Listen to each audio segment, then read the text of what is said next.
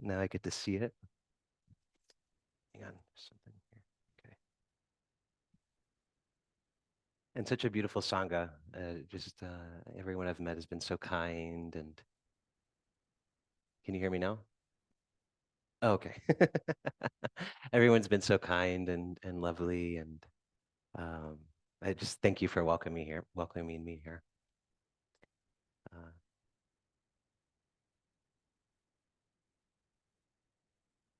yeah, so last week I spoke about um, naturalness and this way of practicing, allowing your practice to come forth naturally. So creating space, um, allowing it to emerge from a natural place. Because really, the belief in Buddhism, one of the basic beliefs, is that we are all naturally awake. That is here, that is with us, and it's just a job of uncovering, of kind of shedding baggage and things like that. And so I was reading this great teacher, Ajahn um, Buddhadasa, this past week, and he talks about there's three phases of mind in the Buddha Dharma. And so the first phase of mind is this natural, pristine awareness that we're born with.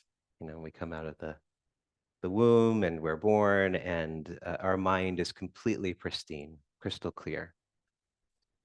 And then as the brain develops and as the senses develop, you know, we start to have feelings and perceptions, and eventually we create this sense of I. Um, and this is pretty much every child develops a sense of I, no matter um, how well they're raised. And this sense of I is not really a natural state from this point of view. Um, it's the Buddhadasa would call it uh, a corrupted mind. And so the first phase is this pristine phase. The second phase is this corrupted mind. And then the third phase is this recognizing this recognition of the second phase, this recognition of this unnaturalness of the I, of this me, of this mine making. And we move back towards a natural, pristine way of being, or a pristine crystal mind. And so that's the third phase. Um, and he states that this is the entirety of the Dharmic path. So this idea that we are separate from one another, or separate from the earth, or that we're individuals on this in this ultimate way, is where pretty much all of our problems come from. All of our problems stem from this thing, from this idea. But we can use what can be called a natural intelligence to come back to this original state.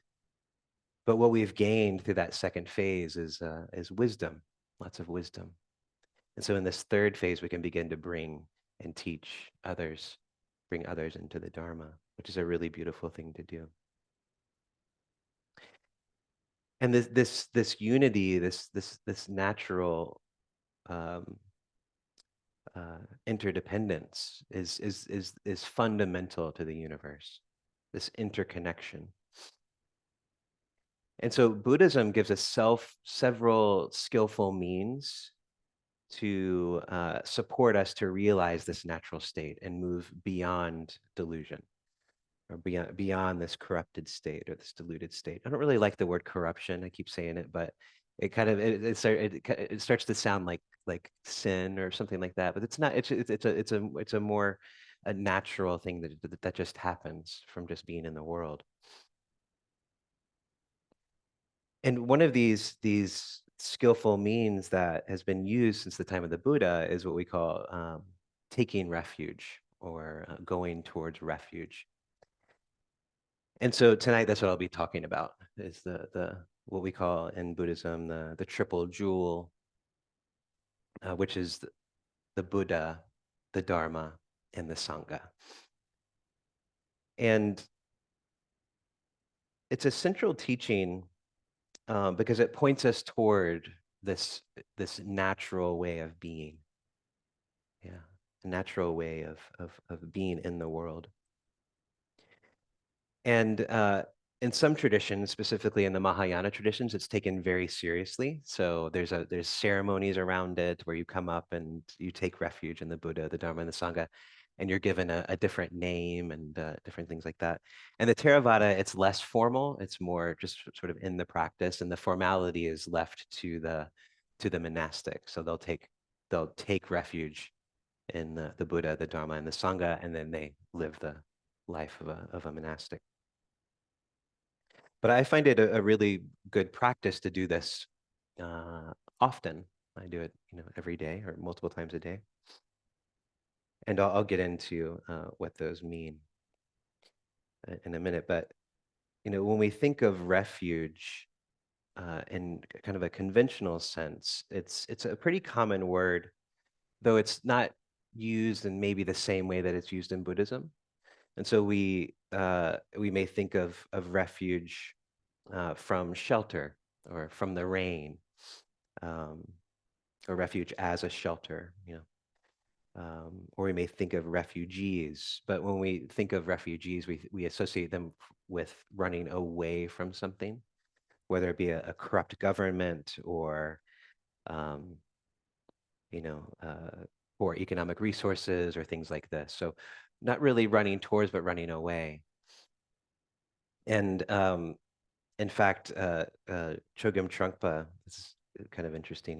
He said that as we deepen our meditation practice, the more refugee-like we become, as we begin to abandon all the things that we define ourselves by.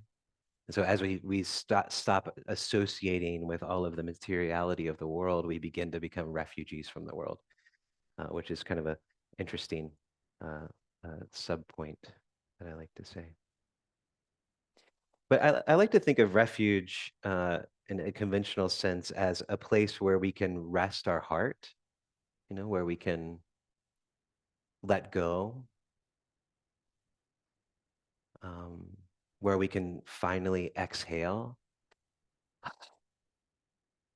where we can put down our baggage and simply be, where we're free from burden. I think of a baby resting their head on their mother's shoulder or lap, or if you watch an animal, when an animal finds a safe place to rest, they lay down and they, it's a it's a refuge. They're conditional and they're impermanent, but comforting and nourishing for a while. And these are short-term limited things, but they do have value. Um, it doesn't mean they're wrong. It just means they're limited. And that's one of the, that's a natural part of this world. But if we become too dependent on some of these things, or if our expectations outpace reality, then it becomes a problem and it can lead to suffering. And if you really think about it, and I've thought about it, we're always taking refuge in something. I like the Buddha often talked about um, honoring what is worthy of honor. So giving your time to things that are worthy of giving your time to. Um, and so that's a form of taking refuge, of giving your time, of seeking refuge in particular things. And we do this all the time. Oftentimes it's a relationship. We take refuge in a relationship. That's where we go. We think about where we go in tough times or when things get difficult. What do we do? Where do we run? What do we go towards? Um, again, a relationship, a partner, an activity, an addiction. I take refuge in Netflix a lot, or my phone. um, the phone thing has become an epidemic. It's like every time there's any dead space, it's like phone. phone, phone. Anytime there's any time to do anything, we look at the phone. And so we're taking refuge in our phone all the time. And refuge can be healthy or unhealthy, or neurotic or obsessive. Um, and many of these habits, like the phone, they just become kind of protective shields from what we don't want to think about or what we don't want to spend our time doing. And so I think it's really important that we do check in often. Where do I look for happiness? Where do I truly seek security and comfort? In social media, in love, and social status, in money, and my job. There's all these various things that we put our attention to or seek refuge in.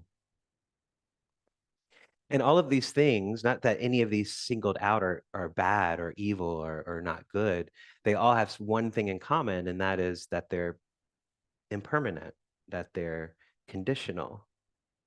They can change at any moment. Our health will deteriorate. We will die. Those that are closest to us will leave our life at some point. And if COVID taught us anything, it's that things can change like that. Yeah, and things can be completely turned upside down. Or in this area, this constant threat of fire, this is something I've noticed just being here. Or, where I'm from, you hear the news stories. There's this constant um, monitoring and looking out as the climate changes.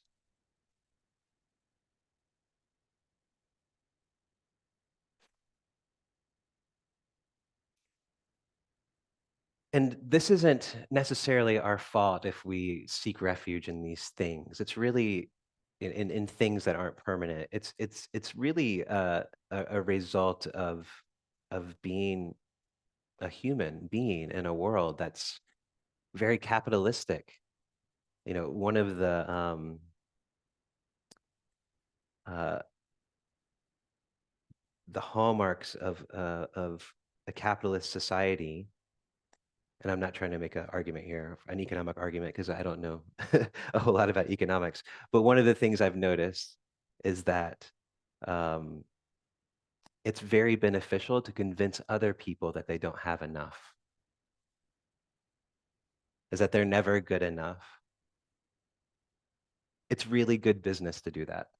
So if I can sell you something, if I can convince you that you need it, or that you'd be more whole if you had it.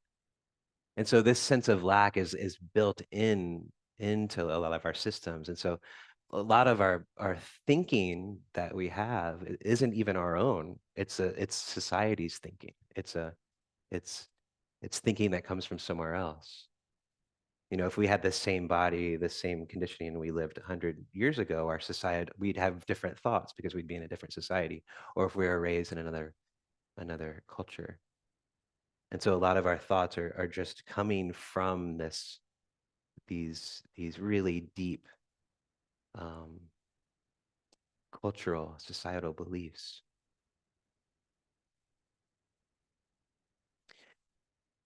Much of just to kind of continue on this point, much of the advertising industry is built to convince us that we aren't enough. Like if you watch TV or look at the internet, there's never commercials that are like, you probably don't need this thing, but it's cool if you want to have it. It's like you have to have this new thing. Like it will make your life so much better. And if you don't have it, then you're lesser than the people that do have it. So go out and buy this thing. And we're getting barraged with that constantly, all the time, all the time, all the time. Agencies even employ psychologists to study how we can best be manipulated. um, and so figuring out new ways to manipulate our brains. Yeah.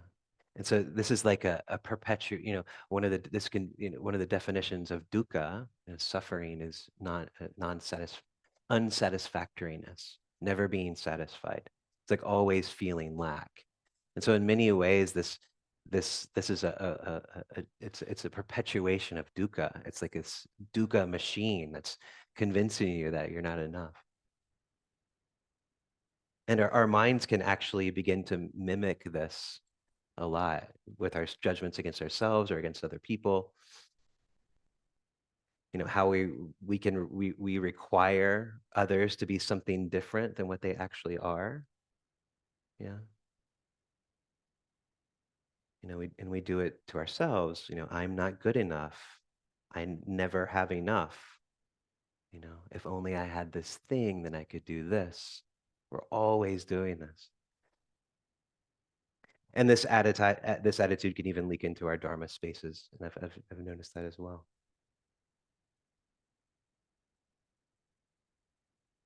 It's like this kind of a colonizer mentality. It's like you need us, even though you don't know it. You know, you need us. What I love about our practice is it's really the work of decolonizing the mind. And it leads us back to our original state, our natural state.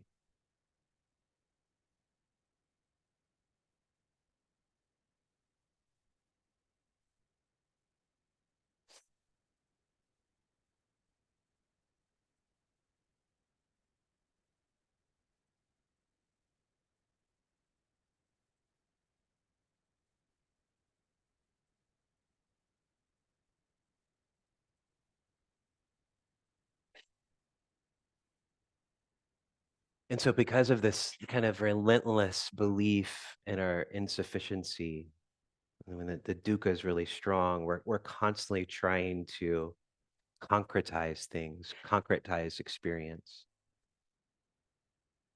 We're trying to merge with something that's permanent, even though we know deep down that nothing is permanent. Everything is impermanent.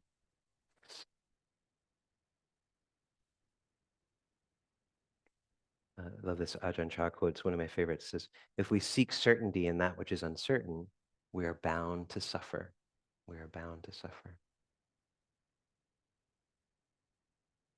And so the refuge that uh, Buddhism offers isn't a protection from the world's problems. It doesn't keep us from natural disaster or from illness or death or any of these things, but it does provide us a tool to transform challenges into what we can call path activity. So challenges become uh, part of the awakening process. It reframes our worldview, or it recontextualizes the world. Our relationship with difficulty changes, which can protect us from confusion and anger and despair. We're not as affected by things anymore. And so the world still is the world, but how our relationship with the world changes. Because what is worthy of honor is honored, and what is not worthy of honor isn't honored. And so traffic jams won't disappear, but maybe we don't respond with yelling and frustration. We may still get ill, but we meet it more skillfully, perhaps with an appreciation for being alive or gratitude for every moment. And then eventually we begin to live more intentionally, more mindfully, and we're not so easily ruled by the conditioned patterns in this moment. And so this allows us to live with much more internal ease, without the need to run from what is unpleasant or from what is unsatisfactory. Yeah. So the Buddha often used well-known customs and cultural and societal beliefs to in his teaching. It's one of the things you see a lot. And in his time, and of course before in India, going for refuge meant swearing allegiance to like a powerful king or a god through a mediator. So one would submit to the will of another person. Uh, and this would give you protection. So if you pay homage to and give your life to the king, he would protect you if you served him. And this is throughout all cultures, not just in India, but this was happening in India. And Buddha was known for taking cultural and beliefs and things and turning them into something else. You see this often. He's very wise in that sense. So under in Buddhism, in early Buddhism, this idea of refuge took on a whole different meaning. Um, and so when we take refuge in the Buddha, um, Buddhism is what we call a non-theistic religion, or non-theistic belief system, which means that the belief in a God isn't necessary in this belief system. You can believe in God if you want to, or you don't have to at all. Buddhism is really about skillful means of being in the world. So we call it a non-theistic belief system. So when we take refuge in the Buddha, we aren't asking the Buddha to personally intervene on our behalf. We're not saying, Buddha, please come and pray to the Buddha and help me get a good parking space, things like that. The Buddha was constantly, always pointing us back to our own mind, showing us that it's our mind that creates the world. Um, that the majority of our suffering is bound to a very particular view that's brought about by conditioning. And this is from the Dhammapada.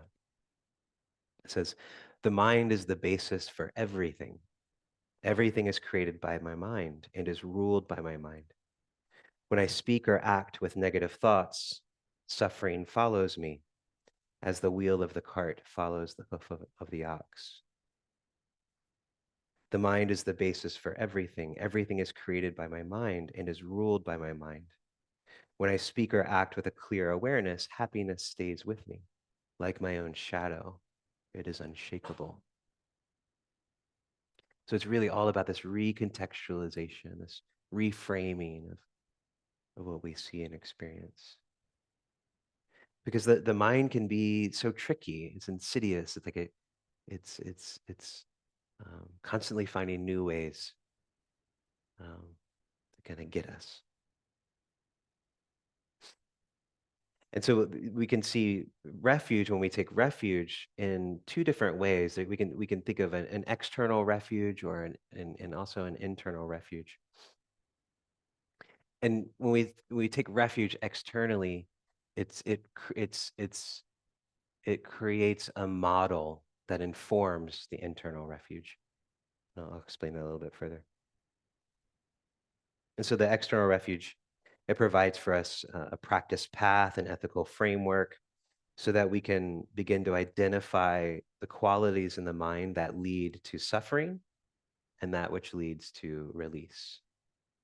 And the internal refuges, which are the inner qualities leading to release that we develop in our own mind. So in essence, the problems, the suffering, the path must be seen. Then we develop internally patterns which lead to a healthy relationship with our lives. And the internal level is where true refuge is really found. And so the Buddha on the external level refers to that guy right there, the Buddha, Siddhartha Gautama. Um, and so to take refuge in the Buddha is not to take refuge in the Buddha as a person, because Buddha just means awake. And in fact, uh, something very interesting is that Buddha images didn't appear till well after the Buddha's teaching. Um, And actually, from what I understand, the Greeks were the first one to create Buddha images. Before that, the Buddha was represented by an empty chair or a rock or something like that. It, the Buddha is empty space. And so it was never about him, but it was about what he realized. And that's what he passed on. And so when we take refuge in the Buddha, it's not for him as a person, but rather we take refuge in his awakening, in his realization. And so we place trust in the belief that he actually awakened to some type of truth, and that he did so through lots of practice and through developing qualities that we can also develop. And so I think that's really important. He walked a path that we can also walk. We do the practice, and if it works, we stick with it. And when we begin to practice and we see results, that builds confidence. And then going, yeah, we'll just keep going. The Dhamma or the Dharma on the external level just refers to the path of practice that the Buddha taught his followers. It's a map. It shows us how to make the external qualities internal. And so when you look at the Buddhist path, it starts with these very external qualities of generosity and ethics and things like this. You become a kind of a good person in a sense, and then that kind of begins to inform the internal qualities. So we learn about the teachings and we use them to develop the qualities that, again, the Buddha himself utilized to attain awakening. And then the Sangha is the community of followers of the Buddhist path. But I like to think of it a little bit more broadly, um, even beyond Buddhists. I like to think of the Sangha as all those who are on the path to become more awakened. And that can come through, many different streams. The last thing we want to do is create like a Buddhist fundamentalism, because that would that would that would go against all of the beliefs.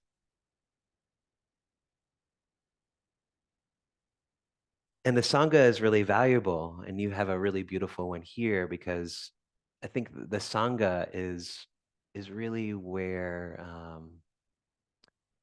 the the practice path develops,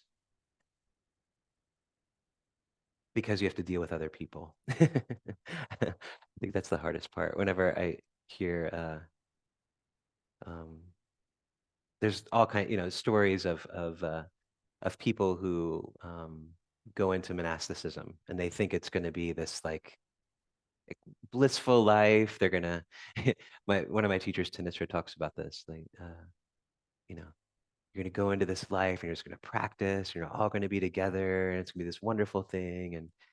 And then you show up and you have to actually live in close proximity to other people with personalities and snoring and different, all these different things. And so really quickly you realize that it's you have to um, it's not a blissful path. In fact, it's a very difficult one. And Sangha is a place where we can all really grow because of as we rub up against each other, we get, yeah, ignited. Yeah, there's annoyances, you know. We all, I'm sure, can, not just from Sangha, but from living with other people or living with family. Yeah, how that can stir up all kinds of stuff in us. And so the Sangha is really important. And sometimes the Sangha is the piece that's left out in a lot of Buddhist teaching.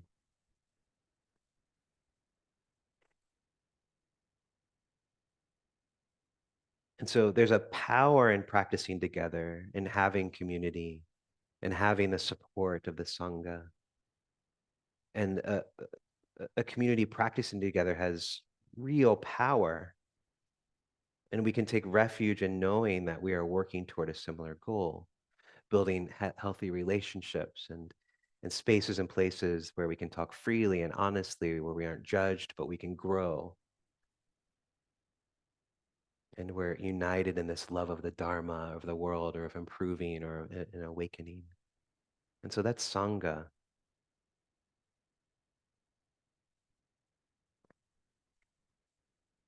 And then the internal refuges are just realizing that these things ultimately come from inside of us. The Buddha he didn't create something, he discovered something. And so the internal refuge in the Buddha is recognizing that we too have the same nature as the Buddha. We have awakened nature. It's natural to us. We are all Buddha nature. The Dhamma, the Dharma is the natural law. These are natural things that arise from within us. So it kind of goes back to what I was talking about before.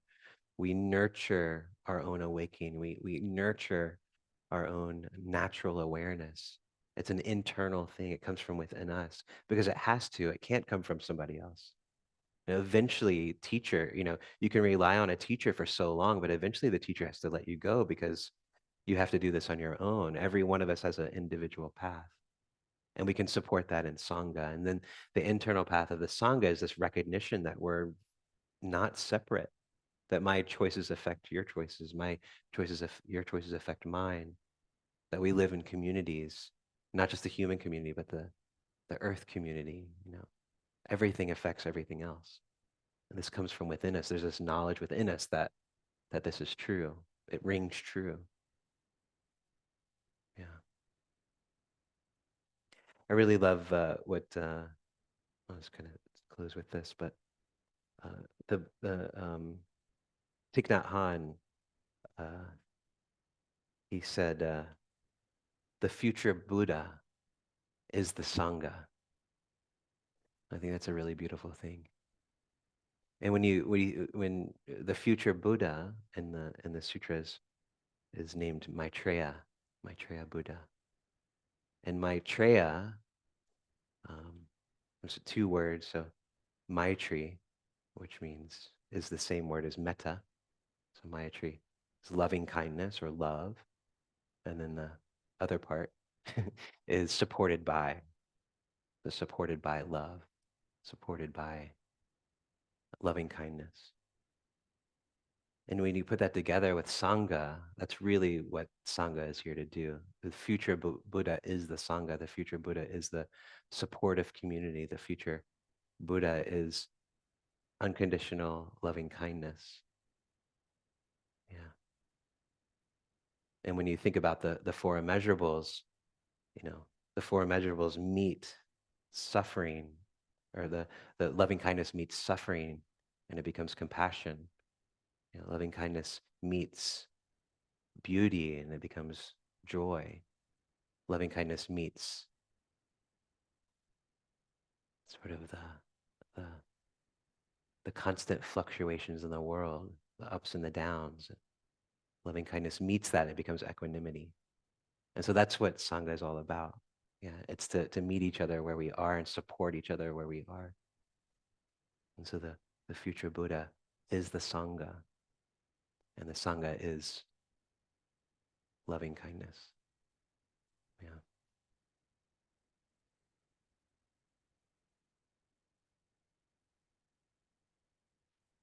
And my teacher, Kittasaro, says this. He says, we move from being refugees from the Sacred Heart to returning to take refuge in the Sacred Heart, which is our own true nature, a nature shared by all beings. Yeah. Thank you. Mm.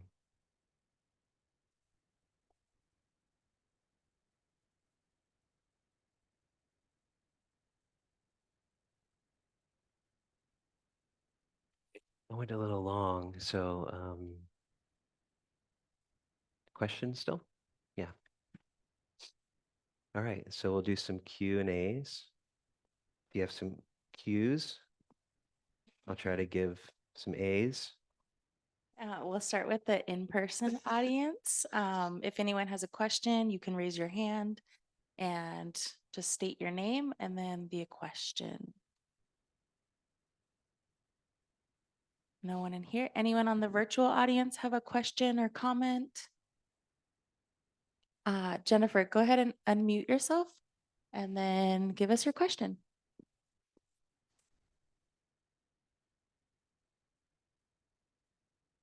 Hi, Adam. That was a beautiful, beautiful talk. Thank you so much. Yeah. Yeah. Um, um, one of the things that came up today is like anger and uncomfortable feelings that arise, and how we judge ourselves and how we judge each other when these expressions of our animal nature come up. The things that we don't want to be like, right? And then I just was wondering if you could speak to that, when loving kindness meets anger and behavior that is antisocial, put it in a euphemism. Then tell us what comes up for you about that. Hmm.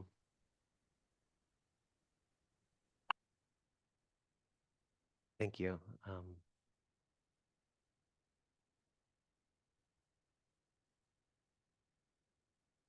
Yeah, what's coming to me is, when loving kindness meets anger, there's an equanimity there. So there's, anger sometimes needs to be expressed. And I think what's uh, important with anger is to do no harm. And so um, if we're using our anger and harming others, then that's probably something not to do. It's probably not a healthy expression of anger. But anger can be used for really skillful reasons as well. Um, and so I think it's really important to understand where the anger is coming from. Is it coming from a place of avoidance? Is it coming from a place of fear, which is often the case? Anger can it can mask fear, and so you lash out. So before, like preemptive strike, because there's a fear there. And so so investigating anger, I think is really important, because anger is something that we've all experienced. Um, but yeah, I think anger can be a really wonderful motivator, and it can actually come from a very compassionate place, because anger and compassion are very close. Um, so I think investigation is really important, and trying to have some steadiness and balance around it. I don't know if that answers anything for you, but if you have a follow up, yeah. Yeah, thank you. Yeah, one of my teachers used to say, as you were talking, this came up for me. He used to say, anger gives you energy to do something. And it doesn't, like you said, it doesn't necessarily have to be, anger doesn't have to be hurtful, though it often is. But it can just give you the energy that you need to do something about things that need to be changed, perhaps. Yeah. And that's when it becomes compassion, Mhm. because it's like, the anger, there's things that we really should be angry about in this world. If you're not, then you're not paying attention, because our planet's being destroyed and all kinds of things are happening. And that should anger you in some way. But then what's the action? What's the anger? The anger's about the suffering. And so that response to the suffering is anger, but it's actually compassion, because there's so much suffering happening. And so how do we respond? What do we do? And that's compassion. So the anger can motivate us, but then the Dharma helps us to transform it into compassion. Um, Thank you. yeah. Looks like we have a question for the in-person audience. Just remember to state your name. Hi, I'm Merle. I had two thoughts. I was listening to Jennifer's question, and then I was listening to your answer. And had already kind of, so underneath the anger is usually the fear. And so I was wondering if you could speak a little bit about directly just to fear around Buddhism. And then the other, not necessarily something that you need to, answer or maybe contribute to, but I had this thought because I had been raised in so much chaos and just so much dysfunction, that it was an undercurrent that had been going on since I started coming to this Sangha about a year and 3 months or something like that, 4 months, I don't remember, where I was like, oh, well, it was just an underthought that I didn't know it was there, that like, I love to come here and I totally feel supported. But it was this underthought where I was like, but this isn't real. And so it was while you were speaking, and I thought to myself, bizarre, like I had to investigate what that was. And then I thought, well, of course, because you weren't raised in being supportive. And of course, we're not living together, true. And that's would be a little bit more difficult, but we are all aspiring for the same path to find liberation, freedom, peace, stability. So it was just interesting that I had felt still like an outsider without knowing it in my subconscious mind. But yeah, going back to just kind of the fear, this fear of death, this fear of not being level-headed, this fear of not getting your needs met, just in general. Yeah, I think from a Buddhist perspective, most fear comes from this attempt to create permanence. So impermanence is something we fear because permanence creates a false sense of safety. And so when that gets undermined by natural forces, that can traumatize us, or it can create destabilization. So it's really important to really investigate and understand the nature of impermanence. All things are impermanent. Everything will change, and the more we can meditate on that, the less shocking it becomes when it does happen. Not that it won't be painful or that we won't suffer, but we have perspective, that we can contextualize it around. This is how things are. Like, this is the way things are. This is the nature. The nature of the world is change, constant change. And so I find that a lot of fear is the attempt to create some stability and safety. Now, from a psychological standpoint, stability and safety does need to be established, and there are different ways to do that. But in the ultimate sense, every things are impermanent. And then, yeah, I really empathize and hear you on the chaos of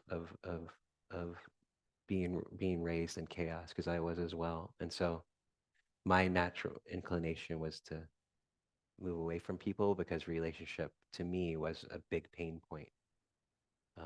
Relationship with anybody, because of that background of chaos. And so it just took me a while to be around Sangha and around people, and to gain trust, and to study the Dharma, and to kind of understand human nature and people, and suffering and all of those things. The deeper I understood, the more I began to feel like I belonged.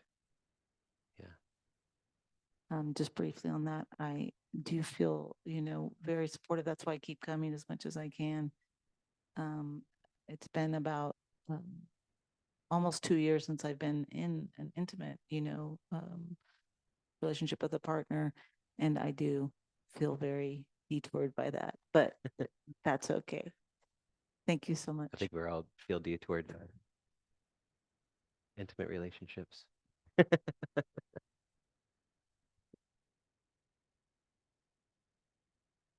And Adam, I think that's time for metta. Okay. And then announcements, right? Okay. All right. So pausing again, and you can close your eyes if you'd like to.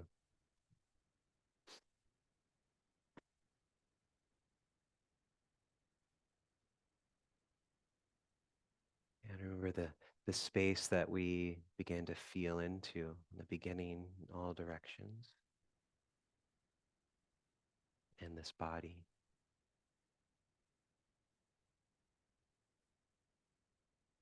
And just, if you can, filling that space with a sense of loving kindness. And if that doesn't make sense to you, just a sense of inclusion. Maybe it's just the people in this room or the people next to you.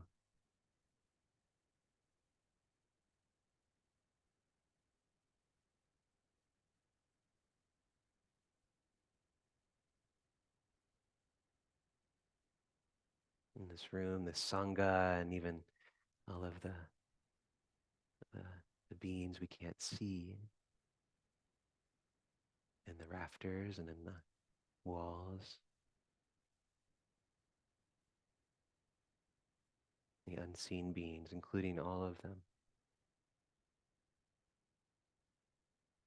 And perhaps you go even further in the neighborhood, or you bring in people that come to mind in your heart mind.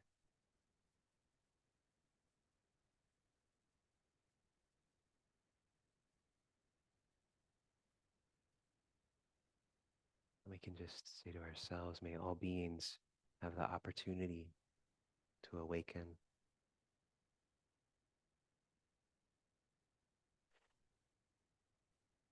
May all beings be included. May all beings be free from suffering and the conditions of suffering.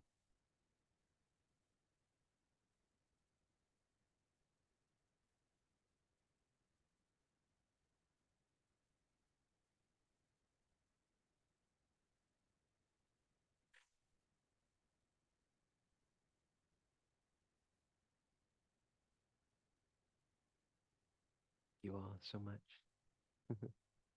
Mhm.